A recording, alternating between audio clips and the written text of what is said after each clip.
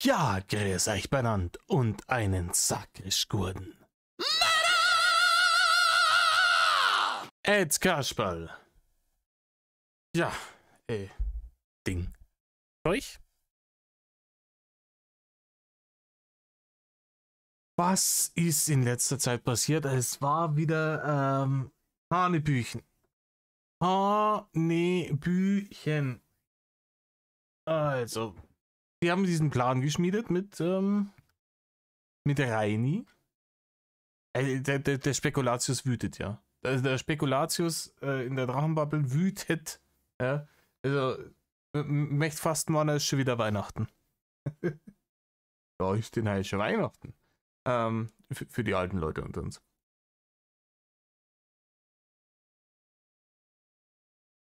Es war der Plan, hier Reini Makeover. Ja, als einen Monat praktisch zur Vorbereitung und dann wird richtig losgelegt. Diverse Leute, die sich ein bisschen mit dem Hintergrund beschäftigt haben, dieser Menschen, mit denen Rainer jetzt im Stream war, haben ihre eigenen Vermutungen, was da dahinter steckt. Und muss man sagen, diese Vermutungen klingen natürlich nachvollziehbar. Was es tatsächlich ist, wie gesagt, ich bin raus. Es ist alles möglich. Es ist alles möglich, Leute. Ihr wisst es, die Autoren haben ganz, ganz, ganz mieses Gras geraucht. Die ganzen letzten 10 Jahre. Weil ansonsten kommst du auf so eine Scheiße nicht. Das ist, es ist alles möglich. Morgen könnte rauskommen, dass Rainer Außerirdischer ist. Es wird mich nicht wundern. Auf jeden Fall hat es geheißen, einen Monat und das hat halt dann genau 2 Tage gehalten und dann hat es irgendeine Eskalation gegeben im Streamen. 1, 2 Geschichten hat er zwischendurch noch gemacht, wo er sich das Betteln verkniffen hat und wo er dann gesagt hat, ja, wir könnt ihr keinen Keil zwischen uns treiben und bla bla bla bla. Ich weiß es nicht. Ich weiß es nicht. Es gibt die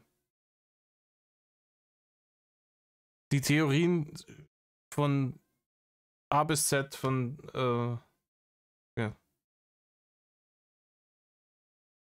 Eine der gängigsten Theorien ist, die wollen jetzt hier am Monat lang wollten sie den großen Reini-Content dann drehen und dann praktisch über einen eigenen YouTube-Kanal die ganze Scheiße verwurschten, die Barren einstreichen und am Reini Taschengeld davon zahlen.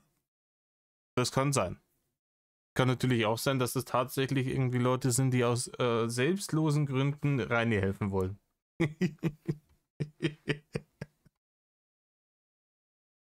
Ja. Und auch wenn es so wäre, warum täte Rainer das auf einmal annehmen? Wenn da nichts für ihn dabei rausspringt. Also es ist ja so, wir alle kennen Rainer. Rainer hat in seinem ganzen Leben nur nichts gemacht, ohne dass er was dafür gekriegt hätte. Hm? Und der hat auch diese 50 Euro bloß gespendet, damit die digitalen Prügeln ausgeschmissen werden. So. Und er hat jetzt die letzten Jahre, ja, ich kann ja niemandem vertrauen und alle, wenn sie kommen, da weiß ich immer nicht, ob es Hater sind oder nicht und bla bla bla bla bla. Warum vertraut er denen auf einmal? Weird. Aber, nein.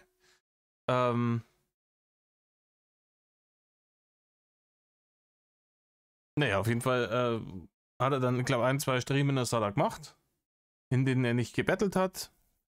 In dem einen muss ich tatsächlich sagen, also seltenst, dass ich Rainer lobe. Das ist sehr, sehr selten. Aber da hat er mich gekriegt, da habe ich tatsächlich schmunzeln müssen. Muss ich sagen, okay, wenn einer permanent die Waffe laufen hat, früher oder später kommt was halbwegs Lustiges dabei rum. Da muss ich wirklich sagen, hey, komm.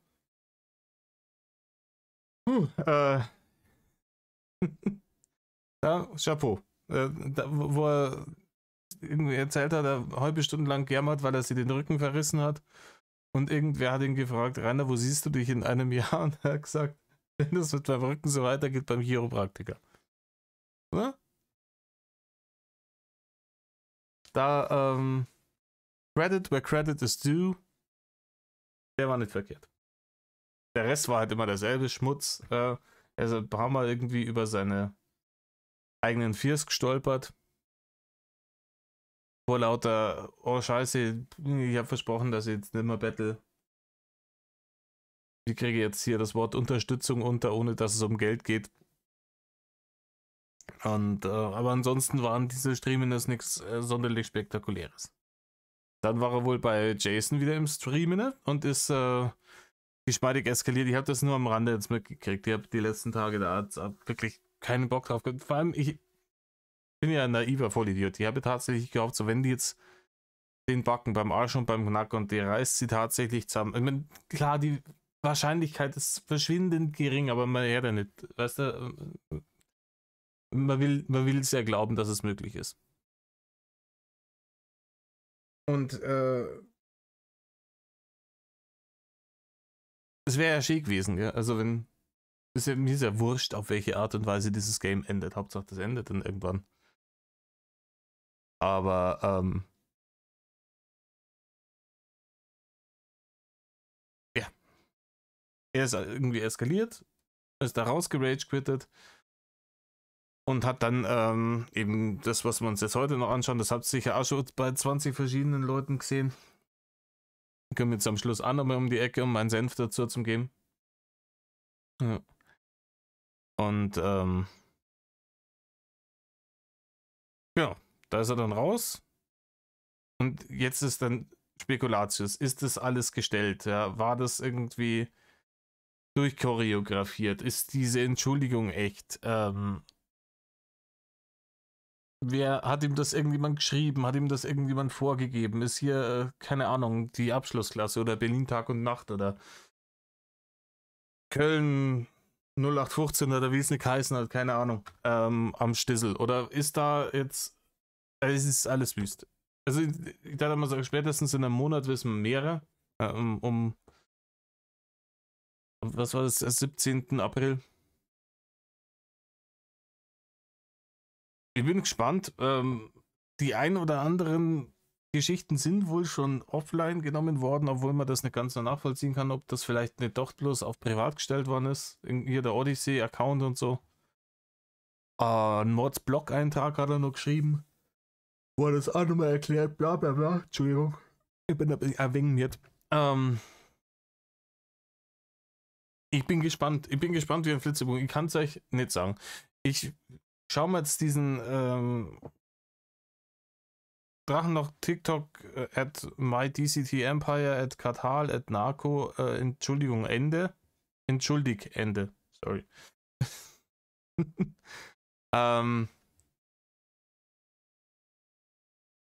An.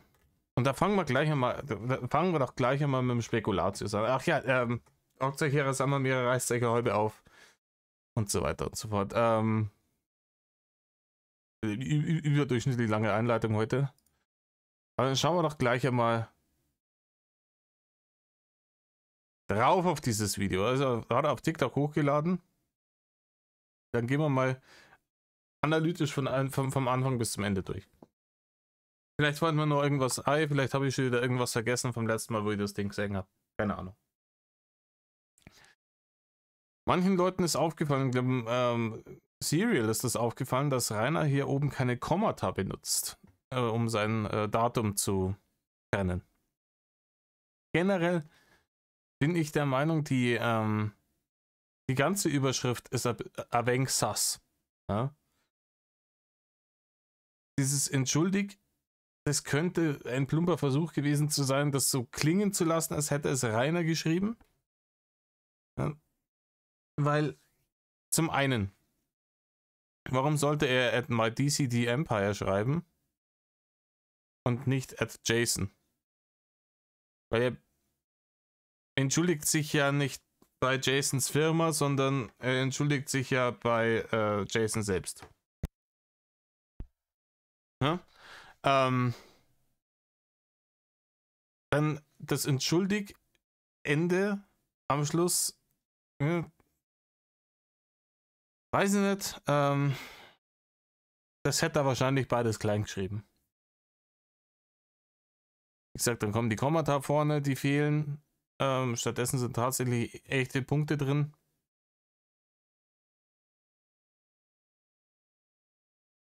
Auch die Emojis, ich weiß es nicht. Keine Ahnung, möglich, dass es von Rainer kommt, auch möglich, dass es von jemand anders kommt. Es ist jetzt nicht hundertprozentig eindeutig Rainer. Was schon, was einen schon skeptisch werden lassen sollte. Ja, wenn irgendwas nicht hundertprozentig eindeutig Rainer ist, weil, ehrlich, die meisten Sachen, die von Rainer sind hundertprozentig eindeutig Rainer. Ich erinnere an Black Rose.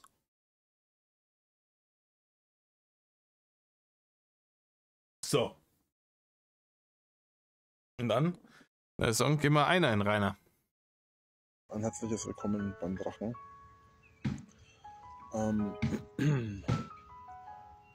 Ich möchte mich entschuldigen. Also der paranoide Blick ist noch da, aber irgendwo unter irgendwelche Barmen, keine Ahnung, am Dorfrand von einem Sküne wahrscheinlich. Weiß jetzt nicht, aber der paranoide Blick ist auf jeden Fall da. Die Mucke da im Hintergrund, oh, ja, das kann schon sein. Das hört sich so, wie wenn es von irgendeinem Anime oder sowas wäre, keine Ahnung.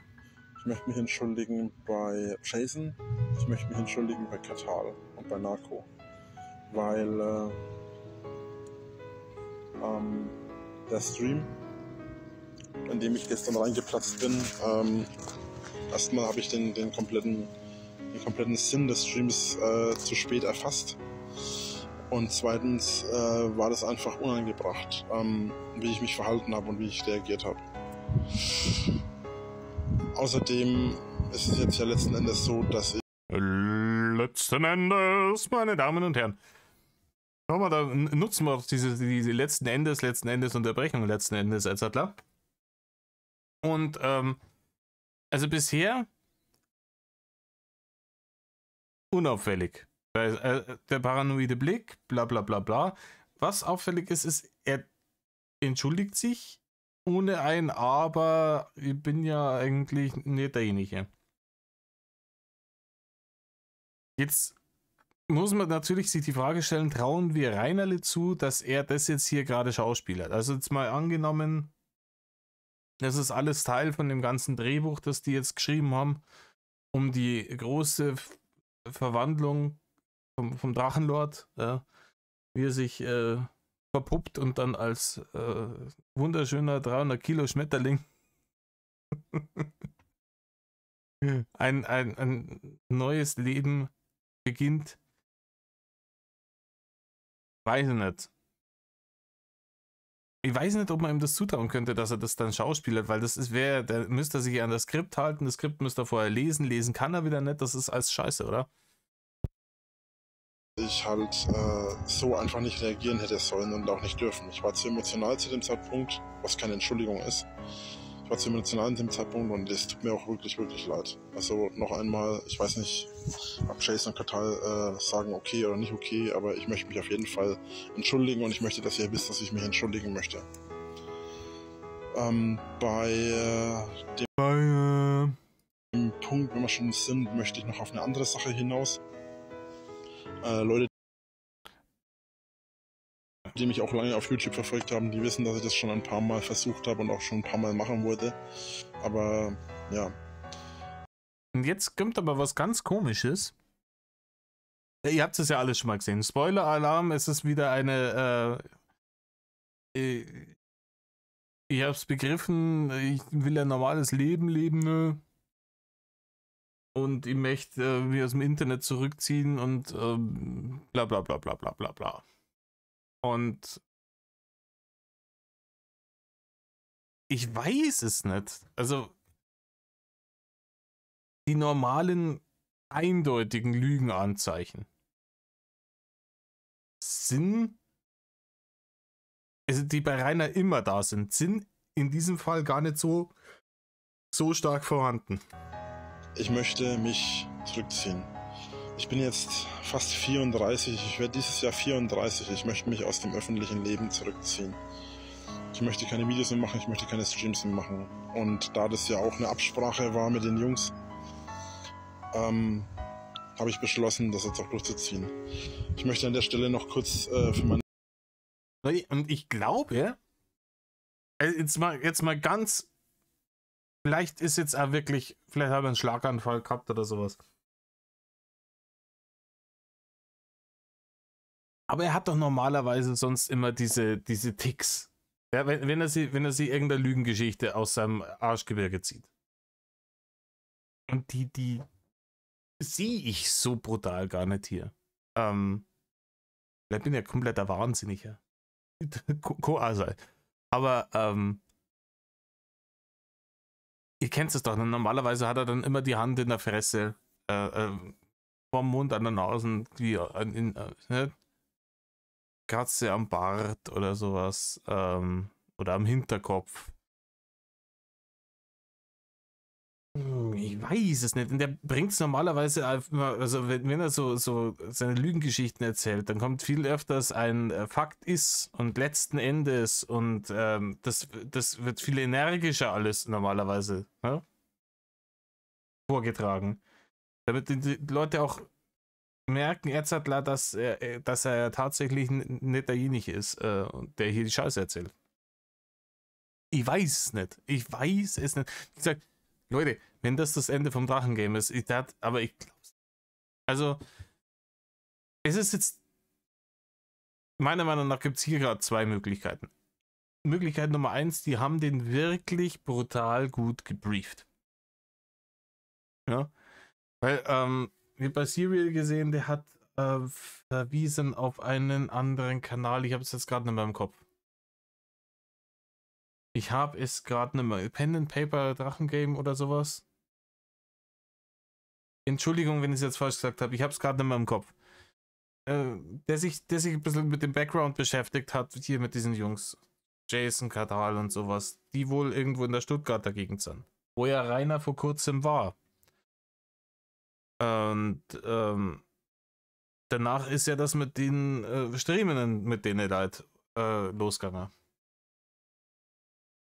Es kann gut sein, dass die den praktisch da eingenordet haben und gebrieft und gesagt, hey, so und so muss er das, schau, achte mal da drauf, mach das so und so. Möglich. Es kann aber auch sein, und zwar im Moment, wo er das aufnimmt, kaufe ich es ihm tatsächlich ab. Ne? Da kaufe ich es ihm tatsächlich ab, dass er sagt, hey, ich habe keinen Bock mehr auf die ganze Scheiße. Ich habe keinen Bock mehr auf die ganze Scheiße. Die Leute haben jetzt dieses Ding da mit mir machen wollen in einem Monat und ich hätte mir jetzt einfach bloß ein paar Wochen zusammenreißen müssen. Und ich habe es keine 3 Tage geschafft. Und vielleicht bin ich jetzt echt doch derjenige und ich schleiche mir jetzt. Man könnte es mir auch abkaufen. Dass er jetzt gerade so eine Tiefphase hat. Ist ja bei Narzissten auch oft so, dass sie dann so Tiefphasen haben mit tiefem Selbstzweifel und danach muss aber dann sich selber wieder die Geschichte von der eigenen Großartigkeit erzählt werden, weil das ja nicht sein darf, um sie dann praktisch am eigenen Schopf aus diesem Loch rauszuziehen. Also machen wir uns nichts. Also sogar wenn er es in dem Moment ehrlich meinen würde, nehmen wir es mal an. Also angenommen, es ist tatsächlich so. Er hat gerade so ein Aha-Erlebnis und er meint es tatsächlich ehrlich, dass er sich aus dem Internet zurückziehen will. AG, in einer Woche wird es ihm langweilig. Es wird ihm brutal langweilig werden. Es gibt keine Leute mehr, irgendwelche verkappten Drachis oder Trottel, die günstig das Game in die Länge ziehen wollen, die Honig ums Maul schmieren. Was nicht für ein toller Anti-Mobbing-Jesus ist. Ja, es gibt keine Leute mehr, die ihn grundlos mit Barne bewerfen. Und dann nimmt er sich das Handy und dann wird wieder gestreamt. Also, das ist so sicher wie das Amen in der Kirche. Ich darf mal wünschen, dass es anders wird. Aber der Erfahrungsschatz lehrt uns ja, wird wohl nicht so sein. Aber Vielleicht einmal, vielleicht könnte das in der Situation tatsächlich auch so meinen. Meine Fans und für meine Abonnenten sagen, dass es mir leid tut. Und ihr dürftet auch wissen, dass ich nichts tue, was ich nicht selbst so möchte. Also sprich im Klartext, ich möchte das auch so. Das ist ein interessanter Satz. Da können wir jetzt mal aus der Ich lösche mir aus dem Internet-Debatte mal kurz rausgehen. Und den Satz müssen wir dem Vergangenheitsrainer mal vorlesen, der immer gesagt hat, so, ich habe ja keine andere Wahl gehabt, als den Leuten aufs Maul zu hauen. War alles Notwehr etc. Ich habe ja sonst nichts machen können und ich wollte das ja eigentlich gar nicht. Bin das arme Opfer, ich wollte ja eigentlich niemandem wehtun. Und jetzt sagt er hier, ich mache ja nichts, was ich nicht will. Es war ja schon immer so. Rainer. Hat man sich mal wieder widersprochen? Ja, ist man vielleicht doch derjenige? Kann das sein? Ich werde im Lauf des Freitags meinen Kanal schließen. Also beziehungsweise ich werde ihn offline nehmen, also ich werde offline gehen mit dem Kanal. Das haben wir auch wieder. Punkt Nummer 1. Warum fast eine Woche warten? Also das Video ist jetzt von wann? Von vorgestern? Dienstag oder sowas hat er das gemacht, oder? Keine Ahnung. Warum warte ich eine Woche? Meint er, ist jetzt wichtig, dass dass die Leute das auch mitkriegen, damit es genügend Leute sehen? Aber das wäre idiotisch, weil er weiß ja, dass alles gereabt wird, was er rauspimmelt. Also er könnte das Video machen und dann am nächsten Tag praktisch den Kanal löschen. Und das zweite ist, er spricht hier nicht von Kanal löschen. Er spricht hier nicht von Kanal löschen und das ist bei Rainer immer so ein bisschen, also sogar wenn er eindeutige Aussagen trifft, wird er am Schluss behaupten, dass er es nie behauptet hat. Ich sag bloß, ich habe vor, nach Madeira auszuwandern, eine Woche später, ich habe nie behauptet, dass ich vorhabe, nach Madeira auszuwandern. Aber wenn er nicht eindeutige Aussagen trifft, dann kann es ja fast Gift drauf nehmen, dass er sich ein Hintertürchen offen lässt, wo er sie dann wieder rauswieseln will. Ja? Wenn es dann heißt, hey Rainer, du hast doch gesagt, du löscht deinen Kanal. Also, nein, ich habe nie behauptet, dass ich meinen Kanal lösche. Ich habe gesagt, ich gehe offline.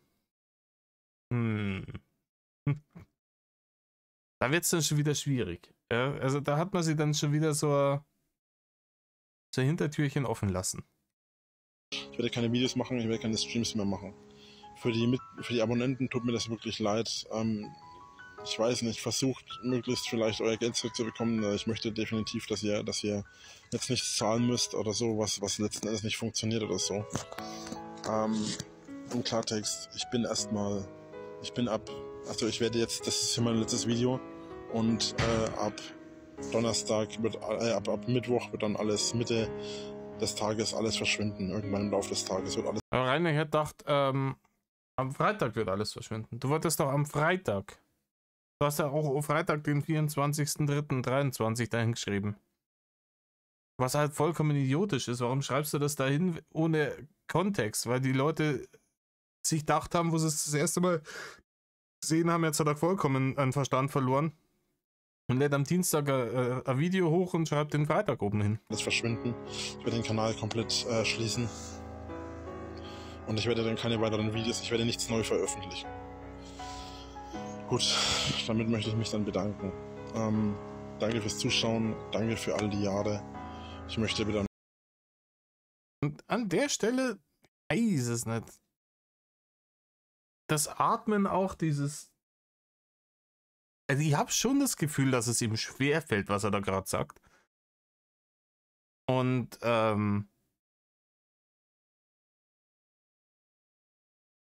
ich weiß es nicht. Ein normales Leben. Ich möchte wieder einkaufen gehen, ich möchte spazieren gehen, ich möchte in die Disco gehen, ich möchte einfach mein Leben ganz normal führen können. Und vielleicht mit... Rainer, dein Leben ganz normal führen? Weiß ich nicht, ob das in naher Zukunft möglich ist. Glaube ich eher nicht. Das wäre möglich gewesen, wenn du 2015 gesagt hättest, hey, Metal off. Ja, wenn du gesagt hättest, hey, na, es baut sich so viel Scheiße auf. Mit den Stromschulden und dem ganzen Klump.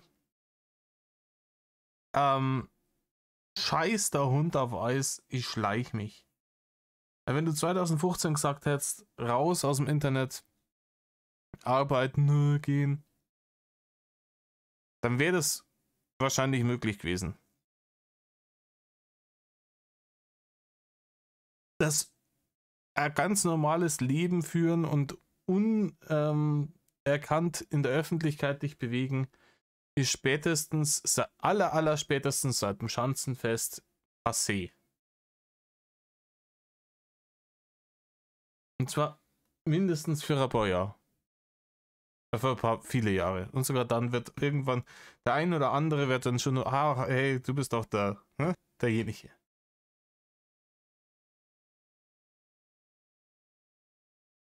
Wie gesagt, du brauchst Internetentzug. Und zwar kalten Entzug. Und ohne die Möglichkeit eines Rückfalls. Das heißt, du brauchst jemanden, der dir praktisch den Zugang zum Internet verwehren kann. Das wäre eine Möglichkeit, eine der wenigen Möglichkeiten. Ansonsten sicher das nicht, weil du immer wieder, und wenn es dir langweilig ist und du einen Ego-Push brauchst und Aufmerksamkeit, weil wenn du alleine daheim hockst und da Gedanken drüber machst, was du mit deinem Leben und deiner Existenz und deinem und dem Erbe von deinem Vater und alles, dass du das alles an die Wand gefahren hast und was du dir selber angetan hast, dann brauchst du Ablenkung und Bestätigung und die wird dir in der Situation bloß das Internet geben. Deswegen hast du in letzter Zeit jedes Mal, wenn du 5 Minuten nichts zum Tor gehabt hast, diesen scheiß Stream angeschmissen. Und diese Möglichkeit muss dir genommen werden, dass du gezwungen wirst, selbst zu reflektieren und mit dir selbst Zeit zu verbringen, ohne dass du dich ablenken kannst mit irgendwelchen Animes oder auf TikTok live gehen oder sonst irgendeinen Scheiß, dass du dich tatsächlich einmal mit dir und deiner Situation wirklich auseinandersetzt. Zeit mit dir selber verbringen und dabei feststellen, was du für ein Mensch bist. Das wird nicht passieren, wenn du jedes Mal, wenn dieser Anflug kommt, dieses Oh Scheiße, wenn du dann jedes Mal irgendeine digitale Ablenkung suchst. Etwas Glück doch noch eine Frau und Kinder. Glaube ich zwar nicht mehr dran eigentlich, aber vielleicht, wer weiß, was die Zukunft bringt. Ich für meinen Teil verabschiede mich an dieser Stelle. Danke fürs Zuschauen, bis zum nächsten Mal. Euer Drache. Schüppchen. Und lebt wohl, macht's gut. Ich wünsche euch alles Gute der Welt. Ein herzliches Willkommen beim Drache. Ja, da haben dann Leute auch Spekulatius geschossen wegen bis zum nächsten Mal oder was er da am Schluss sagt. Weiß ich nicht, ob er da jetzt Spekulatius braucht, weil Kinder Rainer. Das ist seine Standardphrase. Die kommt immer am Schluss vom Video. Das hat er jetzt 10 Jahre gemacht. Da würde ich jetzt nicht so viel reininterpretieren, weil er hat ja, wie gesagt, das sagt er halt einfach so. Das hat er immer gesagt. Also so viel Gedankenleistung braucht man dann auch nicht erwarten. Wie gesagt, ich bin gespannt. Müsste ich Geld setzen, würde ich darauf wetten, dass das nicht Reiners letztes Video war, was er ins Internet hochlädt. Aber wie gesagt, die Hoffnung stirbt immer zuletzt und ich würde sie mir wünschen. Also, aber ganz ehrlich, so wenig ich diesen Menschen mag und ich würde nicht gegen Geld, mich länger als 10 Sekunden im selben Raum mit diesem Menschen aufhalten. Also wenig ich ihn mag. Wenn der raus ist aus dem Internet, dann ist der Cast für mich bissen.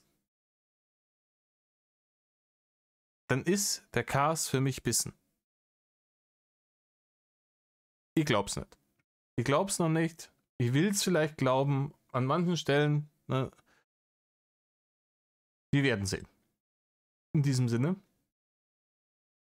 wünsche ich euch einen kurzen, angenehmen Freitag.